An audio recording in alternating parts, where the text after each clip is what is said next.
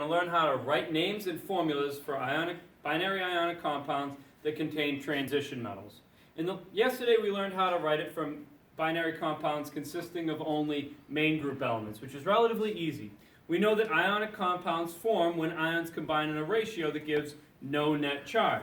So if you have something from group 1, that's going to form a +1 ion, and if it was combining with something in oxygen's group, say oxygen, which has a -2 charge as an ion, you would need 2 of the sodium, and you could predict that it would have a formula of Na2O based off of where they are on the periodic table. For transition metals, it's not quite so easy because they can vary in charge.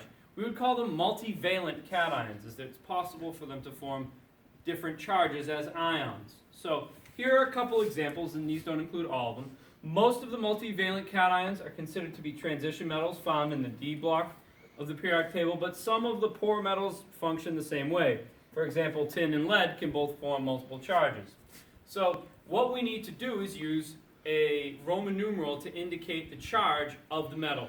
It indicates the charge of the metal. The charge of the metal.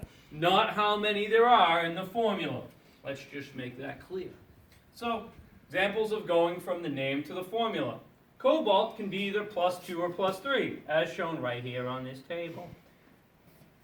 If I use a Roman numeral 2 to represent the charge of it, when it combines with sulfide, which has a -2 charge, in this case they would combine in a 1-to-1 ratio, and the formula would just be COS. If I have the +3 version of it, showing this +3 here, it's obviously going to combine in a different ratio with sulfur. So I would need 2 of the cobalt ions to combine with 3 of the sulfide ions in order to make a balanced compound. So 2 +3s would give you a net charge of +6. 3 -2 charges would give you -6. And therefore, we would say that the formula would be CO2, because I need 2 cobalts, for every 3 sulfides.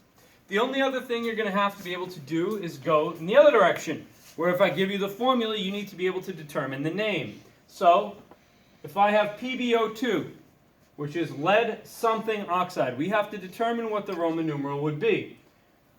We do know that oxide, because it's a main group element, has a -2 charge as an ion. And we also know that we have 2 of them. So if I have 2 oxides, that gives me a total cumulative anion charge of -4. So the lead is obviously going to have to balance that out. Since we only have 1 lead ion in the formula, to get a total of +4, I would